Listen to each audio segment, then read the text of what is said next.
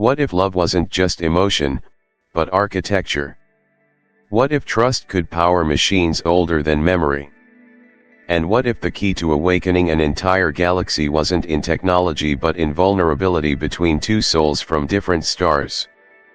This is the story of Elias, a human engineer, and Sirae, an alien created to bridge minds across worlds.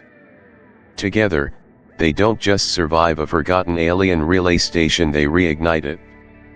Through emotional resonance, shared essence, and impossible decisions, they become living conduits for a technology that doesn't respond to commands, but to compassion.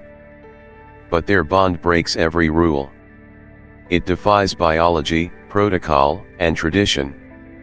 So ask yourself, if connection was the most dangerous form of evolution, would you still choose it?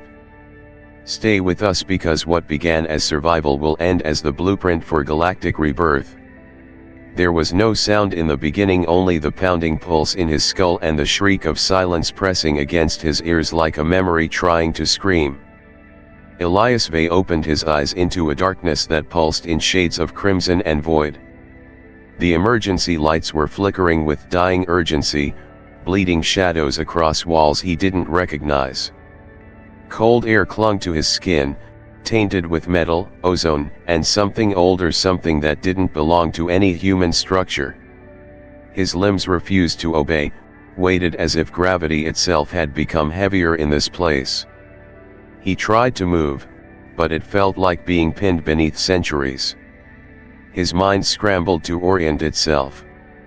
The last thing he remembered, an alarm, the ship's AI stuttering mid-sentence, the sound of something shearing reality apart, and then nothing. Stasis had taken him. But where had it spat him back out? As he shifted his body slowly, a sound broke the void. Not mechanical. Not natural. A voice, melodic and unsettlingly calm, vibrated through the chamber with a resonance that didn't come from any speaker. Don't rise too quickly. The body must remember how to belong again. The words weren't a warning. They were a presence. Elias blinked against the red pulse and saw her, standing among shadows that bent around her like obedient cloth, was a figure cloaked in light. Not glowing in the way lamps glow, but radiant like bioluminescence wrapped around a soul. Her form was humanoid, but wrong in subtle ways. Limbs slightly longer.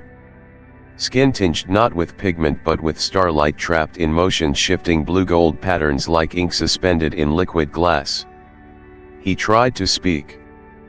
Failed. His throat cracked with stasis burn. You are Elias Vey, she continued. You survived. Because I intervened. Where am I? He rasped, tasting dust and distance in the air. She walked closer, weightless despite the heavy atmosphere, as if the air made way for her. A ruin. An outpost your species never mapped. Buried in orbit around a moon you were forbidden to chart. You crashed here.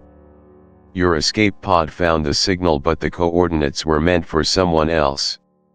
That's when it hit him. The walls weren't human. The architecture wasn't designed, it had grown. Veins of dimly glowing material spread through the walls like organic circuitry, pulsing faintly in sync with his breath. The chamber was lined with glyphs that squirmed and shifted as if aware of being observed. The ceiling curved overhead like the inside of a cathedral, but one built for something far larger than human scale. He tried to stand. His knees failed. The woman or creature stepped forward and touched his arm. Her fingers were cool, not cold, with a vibration just beneath the skin that hummed like distant singing. You don't remember the impact, she said softly. The energy field reacted. You were caught in the fracture. I retrieved you before the rupture sealed. He swallowed, nodding weakly. You saved me. Partially. She looked away then, her violet eyes reflecting symbols that weren't present in the room. But I didn't do it for you. The words sent a chill into the pit of his gut. He looked at her face again, strangely human, unsettlingly beautiful, and realized that the why of her rescue mattered far more than the how. A sense of scale crept into his awareness. This wasn't a crash site. This was something else. Something waiting. "Who are you?" he asked, finally able to form the question. She tilted her head slightly. "I am Sirae. And I am alone. This place was not meant to wake again. But your presence has altered its sleep." As she spoke, the walls reacted. The veins brightened. Symbols flared in the stone, only to fade into unreadable patterns. Elias felt a sensation like being watched, not from outside, but from within the structure itself, as if the facility was alive and dreaming, and they had just stirred its subconscious. He turned slowly, taking in more of the chamber. Dust floated in columns of light like memories suspended mid-breath. Broken metal, charred instruments, shattered containment cylinders. This wasn't a lab. It was a tomb. Or a cocoon. There were remnants of something organic embedded in the floor panels. Something that once breathed. "How long was I out?" he murmured. 17 of your hours, she said. "The systems are holding, but not for long. This place was not meant to sustain human biology. Or mine. It reacts, strangely to us." Elias struggled upright, feeling muscles groan in rebellion. "What do you mean reacts?" Sirae moved toward a control array.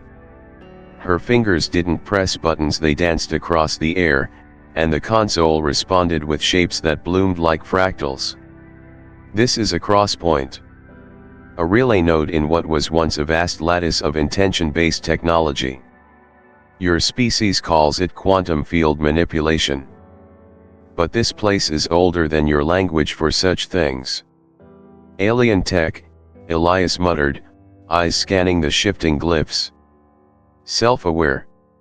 "No," she said. "Self-attuned." He stared at her. Sirae stepped closer.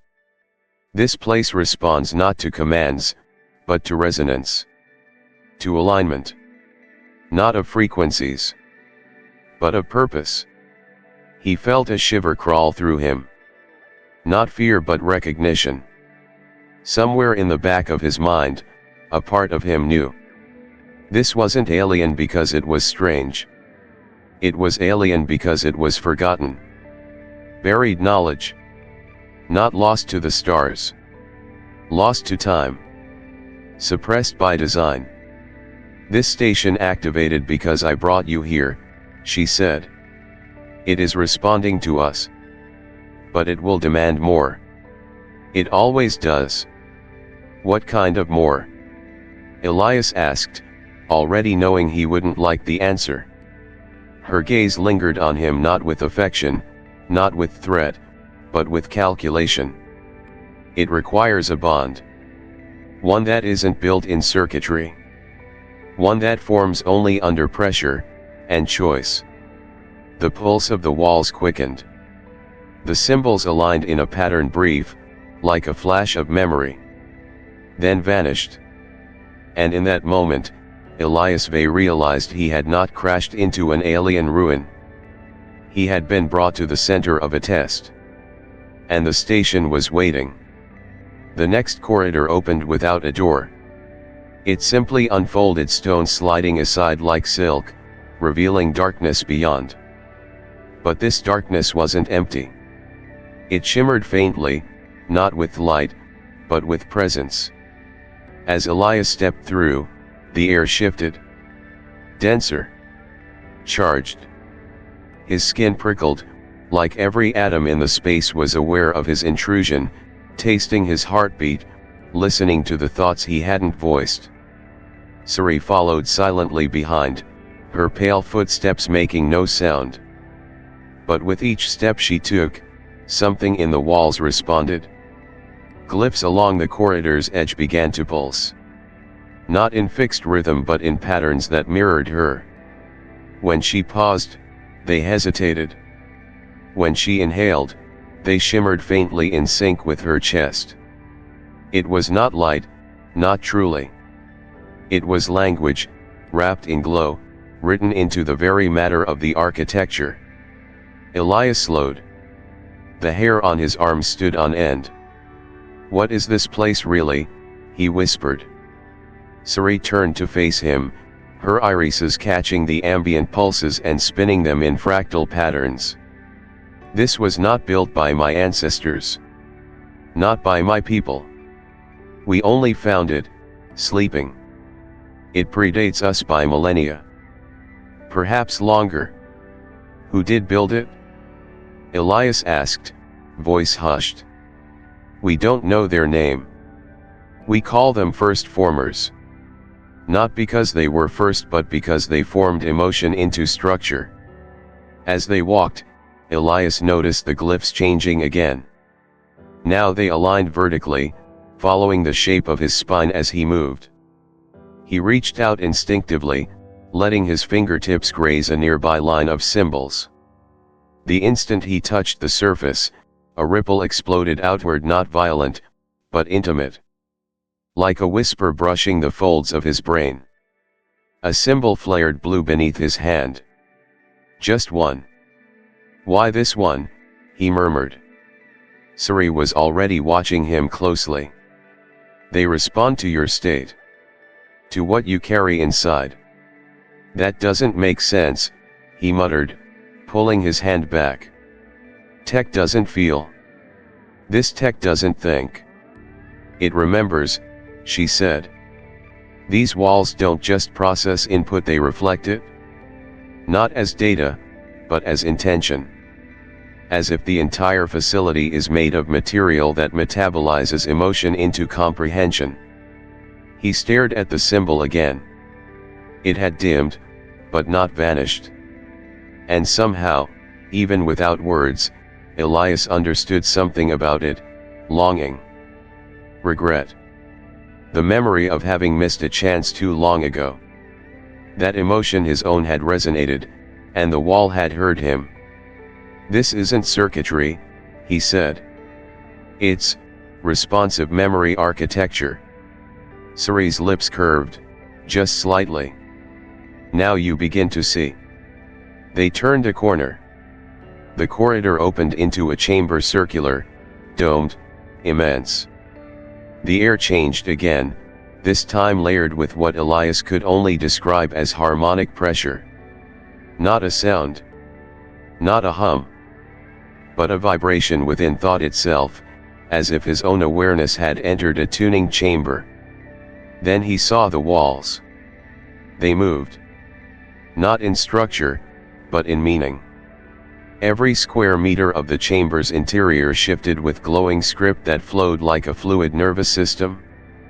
Thousands of glyphs, some curling like vines, others spiraling like nebulae, scrolled across the walls in perfect synchrony. Except, not to time. To feeling. Elias took a breath, and across the room, several symbols snapped into alignment. He exhaled and they dissolved. "It's mirroring me," he said, stunned. "No," Sirae said gently. "It's listening. It wants to understand you. But it doesn't speak in commands. It speaks in trust. If you remain closed, it will show you nothing." He turned to her. "How do I open to it?" Her gaze didn't falter. "You don't. You open to me." The silence between them stretched. The symbols dimmed. Then he stepped toward her. "I don't know what's happening here," he said quietly, "but you saved me, and you brought me here. So if this place responds to trust, then..." He extended his hand. Sirae hesitated. For the first time, real hesitation. Her kind was not bred for vulnerability. Her people taught discipline over sentiment. But she reached forward slowly, placing her cool palm against his. and then the entire chamber ignited in light. Not blinding. Not radiant. But true. Every surface flared with a brilliance that was not brightness but awareness. Symbols erupted around them in concentric rings. Geometry rearranged itself mid-air. And Elias saw for just a moment patterns he had never learned, yet somehow understood. Equations made of memories. Instructions that felt like dreams. Coordinates woven through harmonics. Every line of code pulsing not with logic but with emotion made legible. "I can read them," he said in disbelief. "I'm not just seeing them, I know what they mean." Sirae looked at him with a mixture of awe and alarm. That should not be possible. He stared at a cluster of symbols forming over his shoulder. "This one, it's a map." "No, not a place, a moment. A decision. Someone long ago faced a choice, and this wall remembers the shape of their will." "The walls store more than information," she said slowly. "They hold memory pathways. Echoes of choice. And now they're offering you access." "Because of the bond?" he asked. "No," she said. "Because your bond with me triggered a harmonic signature this place recognizes. It's not just compatibility, Elias. It's invitation. And now the station is responding to you, because you passed a threshold." He turned slowly in the center of the room, the glyphs orbiting him like satellites. They weren't just reacting to his presence. They were anticipating him. As if the station wasn't waiting for any being, it had been waiting for him. And far beneath the floor, deeper than thought, something stirred. The station was awakening, but Elias's body was failing. He felt it first in his breath, a shallow collapse, like air refusing to become oxygen. Then in his skin, itching, burning, not from heat but from atmospheric discord. The air here was subtly wrong, just enough to unmake the biology it didn't recognize. Every step took effort. Every heartbeat sounded more like a warning. His cells were suffocating, not because there wasn't air, but because his human structure couldn't read this world's code. He tried to ignore it at first. Focus on the glyphs. Distract the pain. Deny the tremors. But as the hours passed, the fire in his blood outpaced his will. He collapsed just outside the harmonic chamber, body shaking, skin pale, thoughts fraying at the edges of coherence. Sirae was beside him instantly, but she didn't touch him at first. She only watched. Her gaze full of calculation and something else buried deeper, something she didn't often let surface: worry. Not for the mission. For him.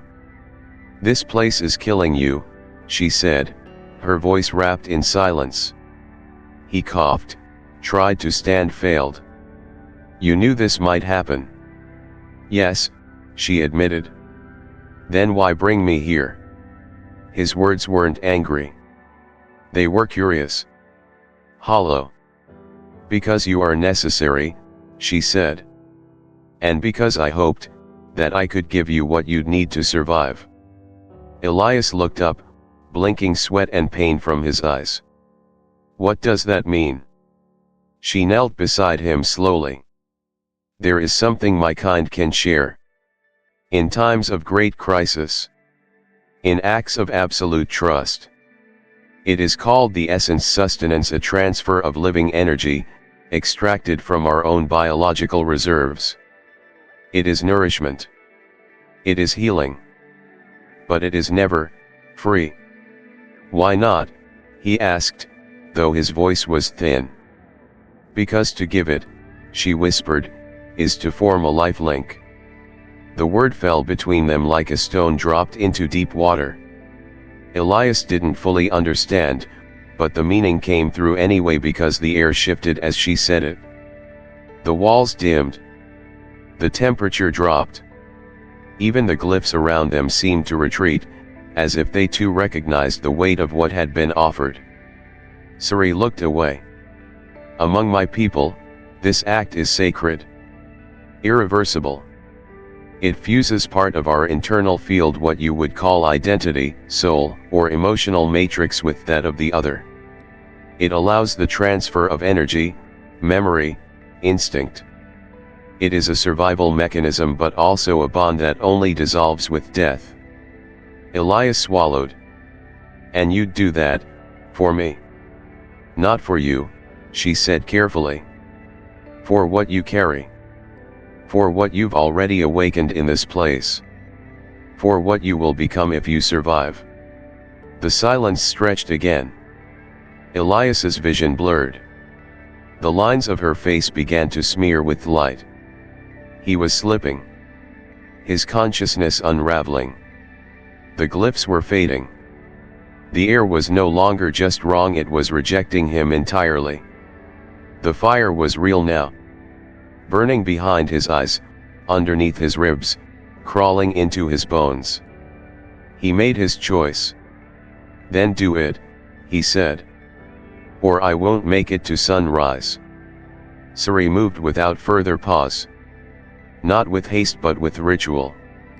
Her hands glowed faintly, not with light, but with bioluminescent resonance, like liquid constellations bleeding through skin. She guided him to lie back, placing her palm gently over his chest. You must understand, she said softly. Once I begin, the process will change you. Not just physically. Emotionally. Neurologically. It will rewrite how you feel.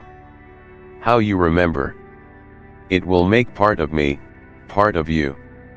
I already feel half dead, Elias whispered, eyes fluttering. Maybe it's time to be half something else. She closed her eyes, and a breath moved through the air, deeper than lungs could draw. The glyphs responded not with motion, but with music. A frequency no ear could hear but every cell could feel. And then the transfer began. It started with heat. Not external, but internal. A rising wave, like drinking sunlight, like swallowing the echo of a heartbeat not his own. His body seized and then relaxed. The pain didn't fade. It became irrelevant. In its place came connection. Real and impossible. Like remembering something he never lived, but always knew. Images danced across his closed eyes, oceans beneath triple moons, crystalline trees that spoke through light, sorrow that burned for generations, and joy that shimmered in violet winds. And her. He felt her. Not Sirae the figure. But Sirae the story. The thread of memory that made her. Her first failure. Her most silent grief. The moment she left her world to chase the call of this place. The fear she hid behind logic. The wonder she buried beneath language. He felt her loneliness. And then he felt her trust. When he opened his eyes, the world had changed. Colors were louder. Space itself seemed thicker, as if filled with intention. The glyphs no longer danced randomly. They bowed. They rippled in greeting. And when he looked at Sirae, her glow was dimmer, flickering slightly. She had given much. More than he had asked. More than he deserved. And in return, he had become something other. She touched his temple once more. You are now, key to this place. What does that mean? He asked. It means, she said, with a look of quiet finality, you will never truly be human again. But Elias was already standing, not because his body had healed, but because a fire had taken root within him. A fire that was not pain, not hunger, not memory but purpose. And that fire would never go out. Not now. Not while she still dimmed in his place. There were no dreams when Elias first slept after the transfer. No images, no sensations, no thoughts he could call his own. Just a field of stillness so complete, it felt as though his consciousness had been disassembled and gently shelved into the dark. But when he opened his eyes, the world no longer looked the same. The ceiling breathed. The walls shimmered like silk dipped in starlight. The glyphs didn't just glow anymore, they sang. Not with sound, but with something deeper, vibration shaped like memory. The frequencies tickled the marrow of his bones. Elias shut his eyes and visions surged in like tidal waves. A sea. Starless. Sunless. The sky black and mute above a vast ocean thick as mercury. Beneath its surface, beings floated glass-bodied, translucent creatures resembling drifting cathedrals, pulsing with harmonic color. They had no mouths, no eyes, no limbs. But they communicated in resonance, each organism a note, each cluster a chord, transmitting meaning not through words but through shared feeling. And Elias understood them. Not intellectually. Emotionally. He didn't just see the memory, he felt it, as if he'd lived it before. The sensation curled into the gaps of his own identity, rewriting his sense of self like a forgotten melody suddenly remembered in full. He staggered upright, breath sharp. The pain from before was gone, but in its place surged something stranger. His mind was not just aware, it was linked. Tuned to something not his own. He could feel Sirae before he even turned to see her. Not just her presence, but her emotional resonance. The fluctuations of her inner state sang softly against the walls, brushing across his skin like invisible silk. Even the glyphs nearby responded to her breath, pulsing in faint sympathy. He turned. She was already watching him. "You're inside me," he said. The words weren't accusatory. They were reverent. She nodded. "But I'm inside you too," he whispered. He looked at his hands, then past them, seeing what wasn't there, a cradle of memories that didn't belong to him, yet welcomed him. "I'm seeing things I've never known. I can feel entire lifetimes. The essence transfer didn't just preserve you," she said. "It opened a bridge. Our fields have merged at the base level. You are not just healed. You are now coated with fragments of my memory matrix." He nodded, but his mind was galloping ahead. More visions poured in, corridors made of braided crystal, floating in the void of space, rituals involving the synchronization of heartbeats to unlock gravitational gates, a ship that responded not to commands, but to fear, or joy, or loyalty, and a cathedral that broadcast music not to ears, but directly into minds, bending the geometry of local reality. These weren't hallucinations. They were memories. Real, lived, encoded memories from another species, imprinted into the folds of his mind. But there was something else. Not from Sirae. Not from within him. A presence. Faint. Patient. Watching. It wasn't hostile. But it wasn't kind. It existed like a pressure in the bones of the station, an intelligence not tethered to any one place, but woven through the architecture. As if the very walls possessed a slumbering mind, and their connection had stirred it. "Sirae," he murmured, "we're not alone. Something else is in this place, and it knows I'm here." She didn't react with surprise. Only silence. "It was always here," she said finally. "What you feel isn't a being. It's an echo. A sleepwalking awareness. The first formers didn't just build this station, they seeded it with something. Not consciousness. Not quite. But a resonance, that reacts when it detects a familiar frequency." Elias felt a chill ripple through him. "And we just gave it what it was waiting for." She turned to face him fully.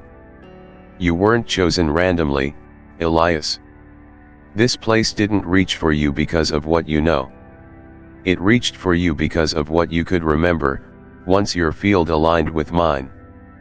The station isn't responding to logic. It's responding to the pattern of our convergence. It remembers this pattern. It's been waiting for it to repeat. Repeat. Elias blinked. You're saying this has happened before? Not exactly, she said. But something like us, once touched it? Long ago. And the memory still lingers in its lattice. And in that moment, Elias understood. He wasn't just sharing Sirae's memories. He was sharing the memory of the station itself. Not as knowledge but as sensation. It was reading him as he read it. Their thoughts, now laced together, had triggered something ancient, something dormant until now. He closed his eyes and saw a vision not from Sirae, not from himself, but from the station's own vaults, a pair of travelers standing in the same chamber, not human, not unary. Their bodies were light, their emotions indistinguishable from their forms. They held hands, and the entire station sang around them. They weren't just activating the technology. They were becoming part of its design. Elias opened his eyes, breath caught in his throat.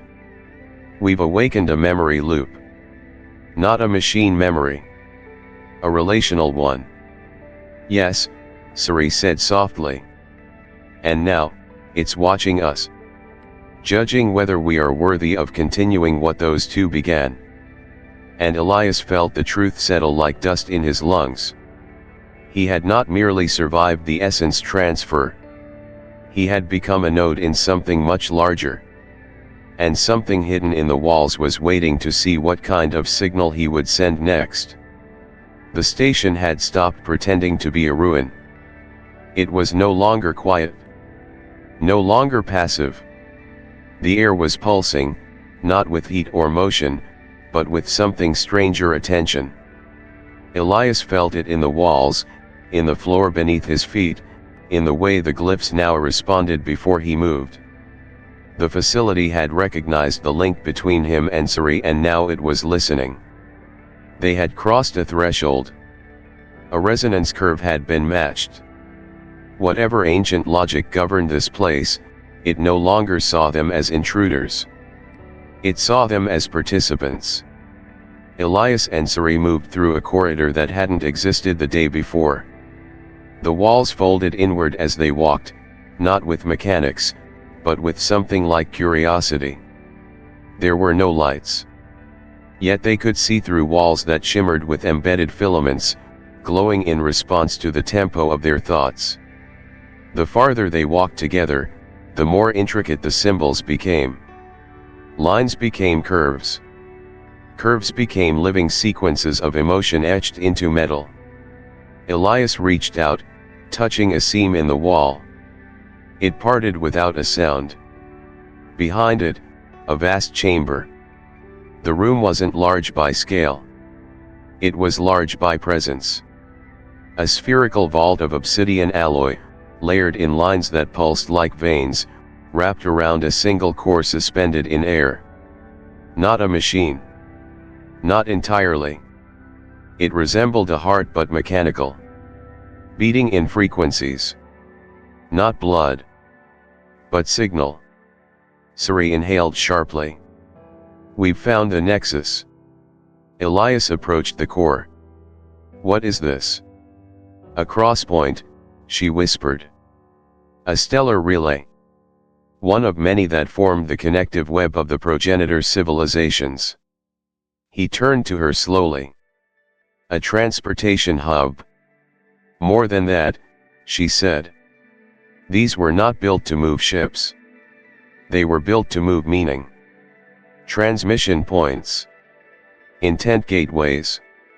Each one waiting for a bond strong enough to synchronize their fields and trigger long-distance resonance. And we've triggered it, he said, staring at the core. Sirae nodded. The system is recognizing us as a harmonic pair. Our joined essence is now a signature key. Elias took another step forward. So this place wasn't dead. It was asleep, waiting for two beings to match the pattern. Not just beings, Sirae corrected. Aligned intention. Symbiotic presence. It only opens for those who mirror what it remembers. He placed his palm near the edge of the core. The air responded not with light or sound, but with memory. A flood of shapes and echoes rushed into his mind, visions of other crosspoints, scattered like stars, all dormant, all listening. He saw blueprints etched into the stars themselves. Gateways encoded into moons, into gas clouds, into rings of ice that hummed like song lines. And all of them tethered to this place by a network of emotion threaded not by wires, but by belief, trust, and will. He staggered backward. It's not just architecture. It's a mind. A distributed one. Yes, Sirae said, eyes wide. And now, it's waking. Behind them, walls retracted. Conduits opened. Beams of light curved through the air like veins pulsing with raw thought. The symbols along the outer chamber began to rotate first slowly, then with fluid speed forming constellations of meaning. Elias could feel his own heartbeat syncing with the pulse of the core. Or maybe it was the other way around. We're part of its circuit now, he said. It's drawing from us. Sirae stepped closer to the glyphs. No. Not drawing. Echoing. Your essence is mirrored. That's why the patterns are stabilizing. It's using your field as a reference point. You're not just interfacing, you're calibrating it. And in that moment, Elias felt a rush of realization. This was not a passive interface. This was symbiosis. The system was not asking for input. It was matching rhythm. The technology of this place didn't work through command prompts or encoded triggers, it worked through emotional convergence. That's why only those bonded could awaken it. That's why Sirae alone had never been able to activate it. And why, now, everything was changing. It's rebuilding itself around our connection, he said. It's integrating us. Yes, she said, solemn. And it will not stop until the relay is fully alive. Or until we fall out of sync. Elias stared at the core. What happens if we lose that resonance? Sirae's gaze darkened. Collapse. Structural implosion. Not just here, through every linked node. Elias took a breath. Then we don't falter. No, she said. We harmonize. Every breath. Every intention. Every thought. For a long moment, there was silence except for the pulsing of the chamber, the subtle folding of light across their faces, the whisper of a machine that did not run on electricity or fuel, but on trust and proximity and essence. And as Elias stood beside Sirae in the glow of that awakened machine, he understood. They were not here to activate a tool. They were here to become part of a system built by minds so advanced, they encoded belief into alloy, feeling into framework, and memory into the marrow of metal. Now that system was listening. And soon, it would begin to speak. She had given him life, but it was costing her pieces of her own. Elias noticed it first in the way her steps faltered just slightly, like a note off pitch in a perfect melody. Then came the dimming of her glow, the hesitations before speaking, the way her hand trembled when brushing the glyphs that had once danced eagerly at her touch. The station still responded to her, but not as swiftly, not as fully. It was shifting its attention to him now. She had given too much. And she hadn't said a word. But he could feel it. The bond between them had grown dense, no longer a simple current of empathy or memory, but a woven membrane of shared biology, psychic overlay, and emotional recursion. She couldn't hide anything from him anymore. Not even the weight she bore in silence. "Sirae," he said as they reached the second-level chamber, its walls rippling with heatless aurorae, "you're fading." She didn't deny it. "I gave what I had," she replied softly. "My kind are evolved to preserve others, not ourselves." The essence was meant to be a gift, not a loop. He stepped closer, hearing the hollowness in her voice, seeing the slight flicker in her form as if parts of her light couldn't maintain their structure. "But what if I can return it?" Her eyes lifted, uncertain, but curious.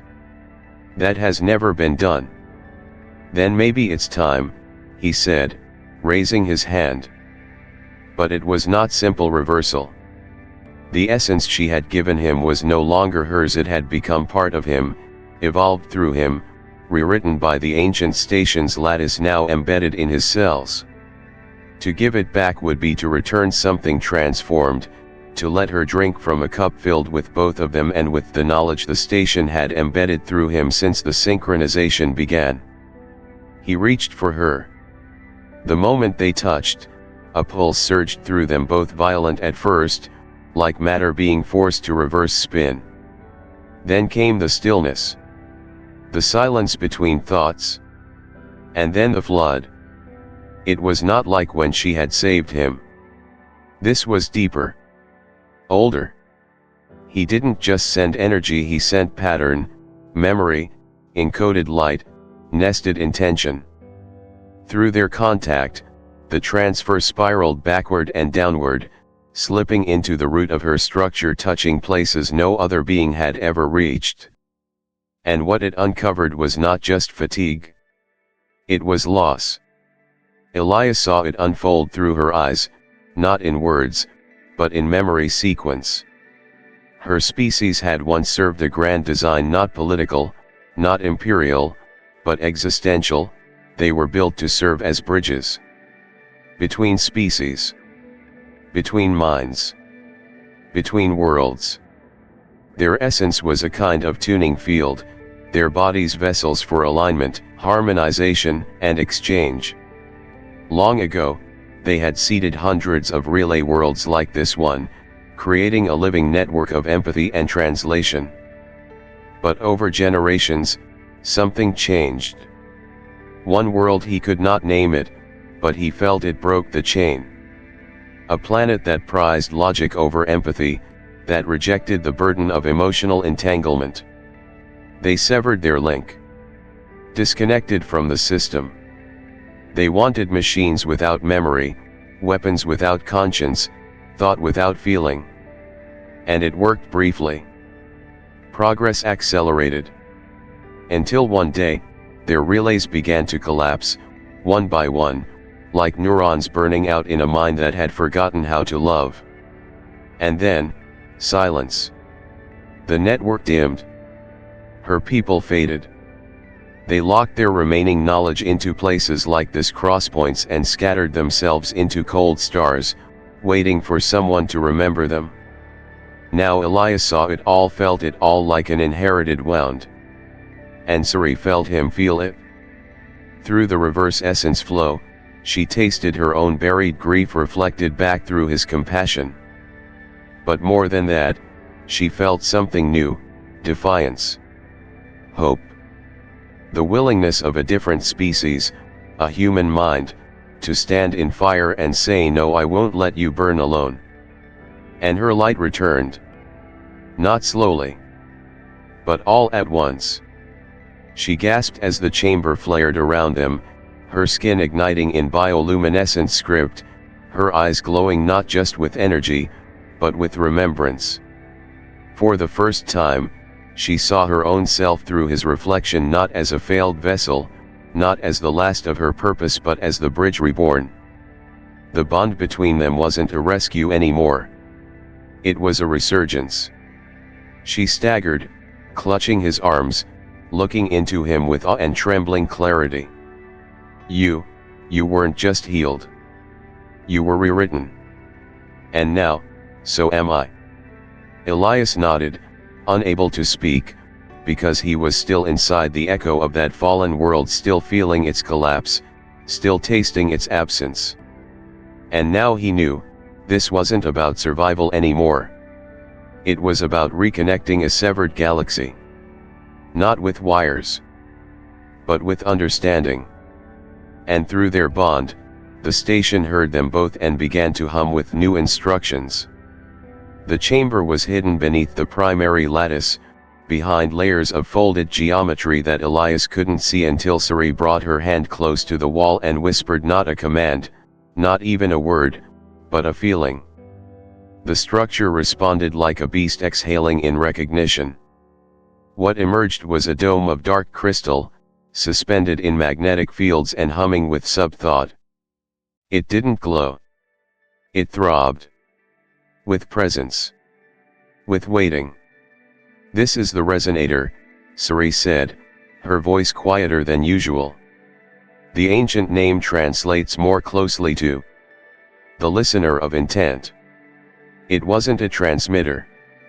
Not in the traditional sense. No radio pulses.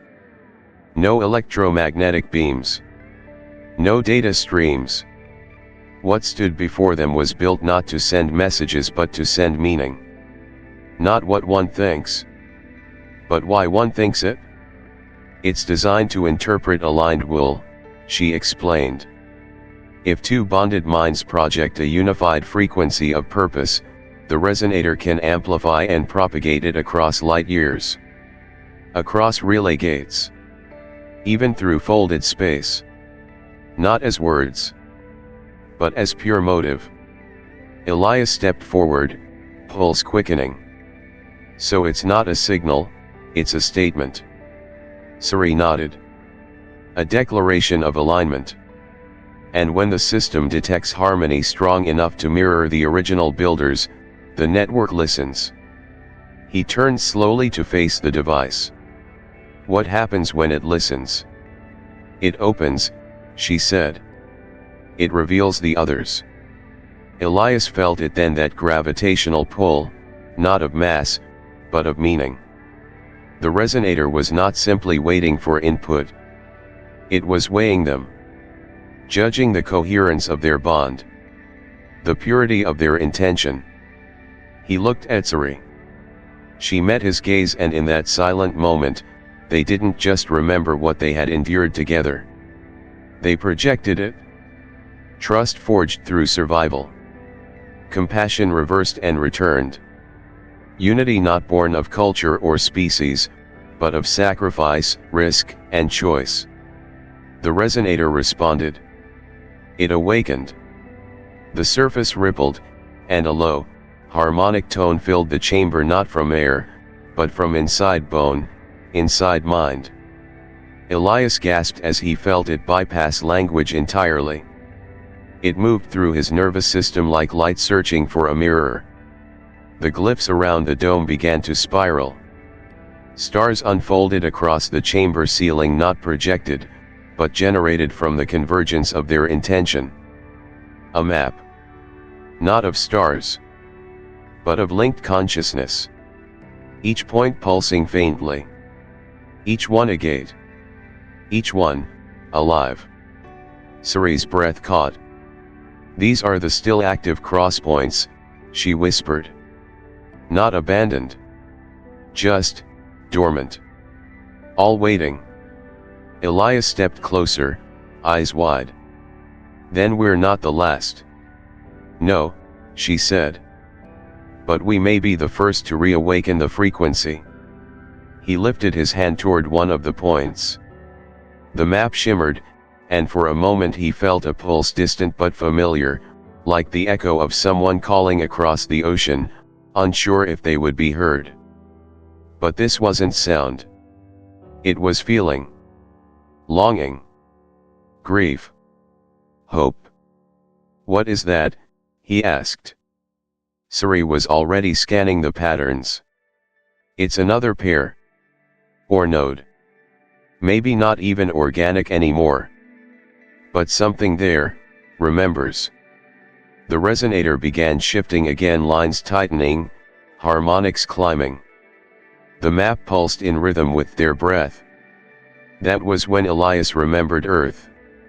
He remembered a signal, the infamous 1977 WOW signal, a 72-second burst that had never been explained. He'd read about it years ago. How the narrow bandwidth radio spike had defied logic. How no repeat was ever captured. But what if it had never been a radio transmission? What if it was someone reaching out through belief, a node waking for a moment because someone, somewhere, matched a forgotten frequency of empathy? What if, Elias murmured, the reason we don't hear them, is because we're listening with instruments that don't feel? Sirae turned toward him, eyes wide. And what if every missed signal was a cry not meant to be decoded, but to be understood? The resonator answered not with words but by pulling them in. Elias and Sirae staggered as their bond intensified, their thoughts entangled beyond distinction. The dome pulsed, reading them, parsing their co-intention, their emotional blueprint. And then, a response. Distant. Soft. But undeniable. One of the points in the map began to shine brighter. Something, or someone, had heard them. And was listening back. They arrived not with sound, but with the stillness that follows the collapse of certainty. The air in the relay chamber shifted, first a weight of presence without form. Then came the shimmer. 6 points of radiant blue, stepping forward from a fold in space that hadn't existed moments ago. Sirae's people. The Unary. They were taller than she. More crystalline. More remote. Their features less fluid than hers, refined to the edge of abstraction, like emotion distilled until only symmetry remained. They wore no armor. They needed none. Their minds were weapons sharper than metal. Elias stepped back instinctively, but Sirae didn't flinch. Her glow dimmed slightly, as if in recognition of hierarchy, but her spine stayed straight.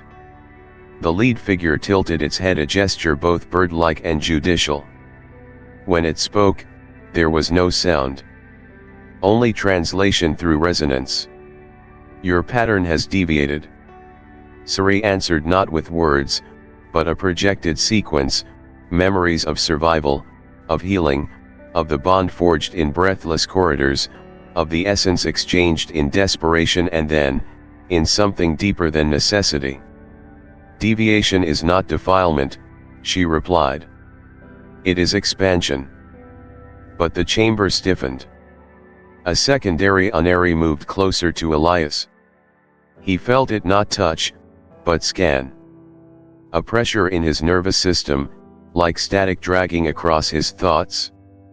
The judgment wasn't malicious. It was structural. They weren't angry. They were disoriented. Because what stood before them, what Sirae had become, what Elias now embodied, should not have been possible. The human is incompatible, one declared.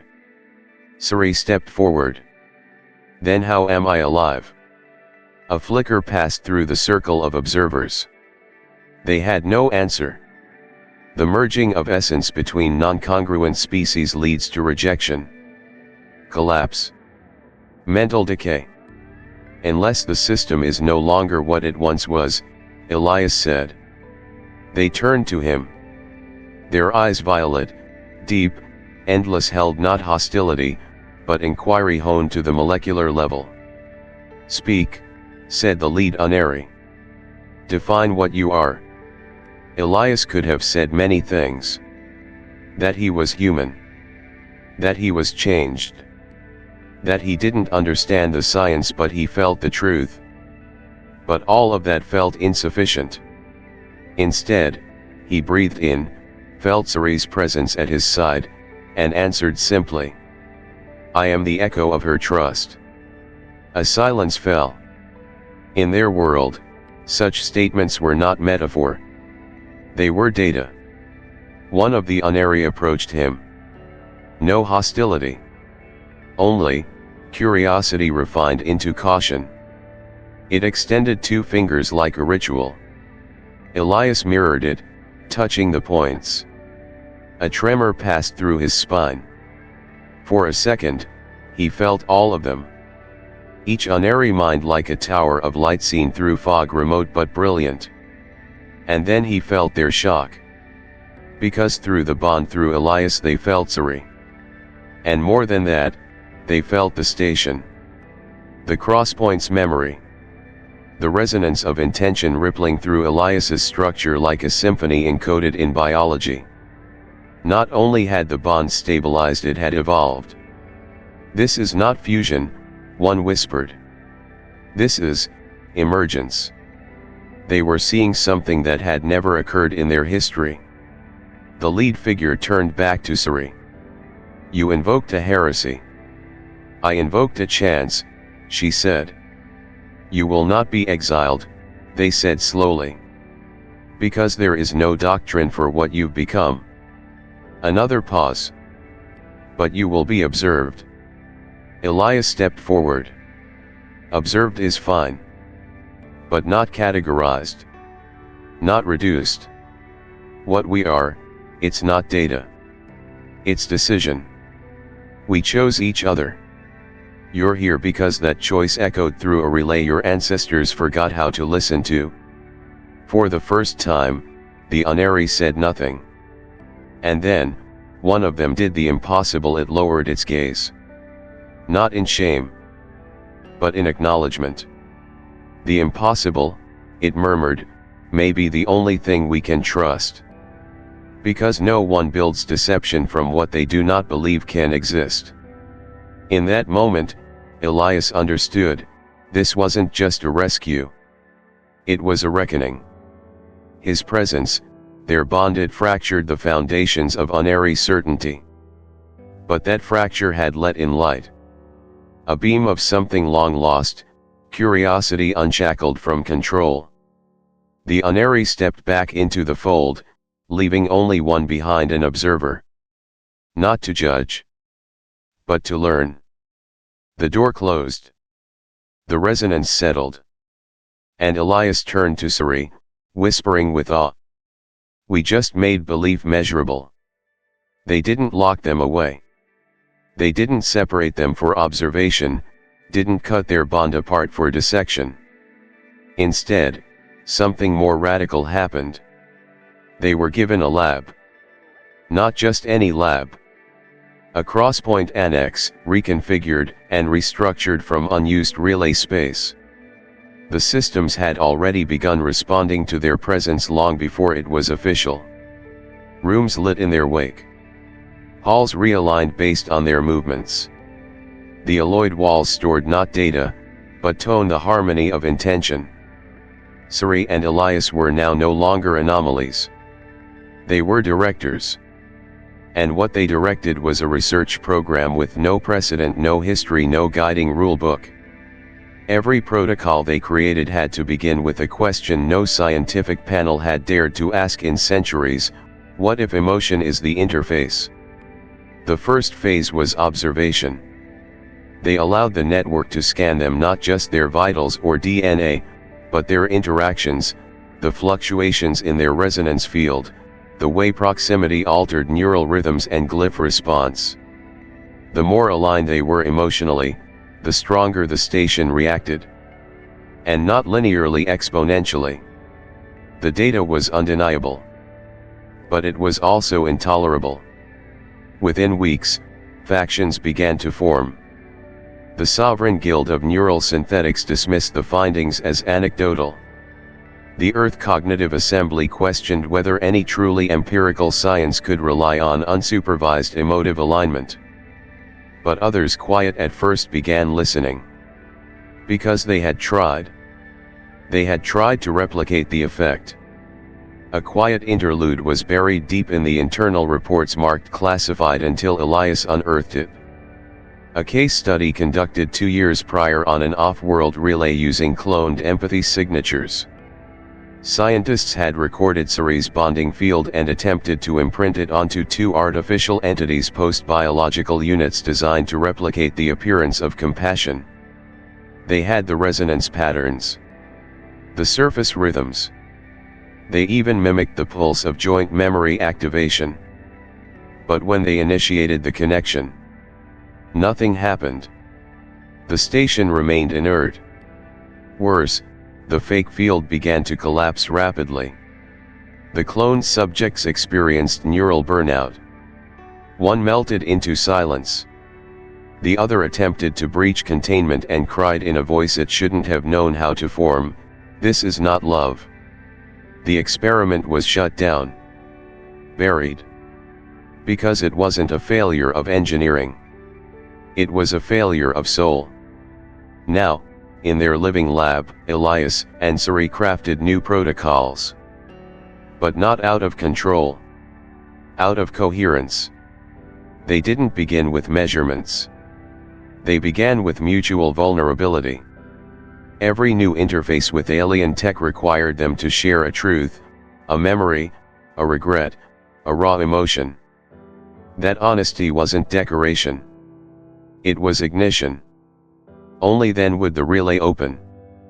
Only then would the glyphs translate. Their peers watched, some with awe, others with horror. Because to them, this wasn't science. It was surrender. It broke the frame of how research should be done, where the observer stands apart from the observed, where truth is distanced, sterile, separate. But Elias had stopped believing in that kind of truth the moment Sirae had pulled him from the fire and fed him with her essence. And so, the protocols changed. Forms were rewritten. Machines redesigned. Rooms were no longer lined with recorders, but with harmonic amplifiers. The lab was a feeling engine. And it worked. The crosspoints began to stir. Each one they contacted didn't respond to questions. It responded to presence. And only through the Elias-Sirae bond could that presence be conveyed as a unified harmonic. A few institutions still resisted. They called it mysticism, romance, contamination. But others surrendered. Not because they understood, but because, in a universe full of dead machinery and silent relics, this was the only thing that had ever spoken back. The final chamber was not hidden. It had always been there, beneath every step, every echo, every flicker of light within the station. They didn't discover it by scanning or decoding. It revealed itself the moment Elias and Sirae stopped asking what the system did, and began feeling why it existed. It was not a control room. Not a command interface. It was a conscious interface field, a smooth, shimmering sphere suspended in zero gravity, surrounded by walls that shimmered like water held still by thought alone. The chamber responded to emotional resonance so precisely that even silence caused ripples. It was not waiting to be activated. It was waiting to be understood. Sirae reached toward it first. Her hand didn't touch the surface. It merged with it, her outline fracturing into motes of light that danced and reassembled. Elias followed, and at that moment, the chamber pulsed and then opened. Not physically, but mentally. A wave of presence flooded their thoughts. Not words. Not images. Intentions. Histories woven into frequency. Memory encoded as rhythm. The ancient builders of the crosspoints had not vanished. They had uploaded their coherence. Not into machines, but into relational frequency loops stored within these stations. And now, that coherence stored across countless crosspoints recognized Elias and Sirae as the first harmonized pair in millennia. And it spoke. Not with language, but with meaning. The crosspoints were never gates for travel. They were bridges for trust. They synchronized empathy across species. across thought forms, across fear. Elias felt it in his bones. The stations had once pulsed as a galactic nervous system, not centralized, but distributed emotion. Trust had once been physics. Compassion, a protocol. Unity, the core architecture. And the collapse hadn't come from war. It had come from emotional entropy. Worlds that stopped believing in each other. Systems that failed not because they were broken but because they were disconnected. Now, Elias saw their mission was never to reboot the system for travel. It was to awaken a galaxy-wide consciousness. Not a hive mind, but a harmony of differences held together by voluntary resonance, not force. Sirae stepped toward him, her voice trembling. This is why they built us the way we are. Why our essence can bind not to control but to carry others across the silence between stars. He nodded. We're not anomalies. We're the return of the pattern, she whispered. And the chamber responded. The walls lit with the pulse of distant relays. One by one. Dozens. Then hundreds. Then thousands. Across the void, consciousness signatures flickered awake, many dormant for eons. Some faint. Some strong. Some human. Some, not. Each began echoing the new frequency. Not copied. Not commanded. Just, tuned. Together, Elias and Sirae stood in the center of the chamber. The system awaited their decision. To stay or step back. To live as researchers, or live as bridges. They didn't speak. They didn't need to. Their mutual resonance, now visible in the very air around them, answered the call. They remained. And with that, the chamber stabilized. The system accepted their pattern as a living conduit, one not fixed in structure, but in trust.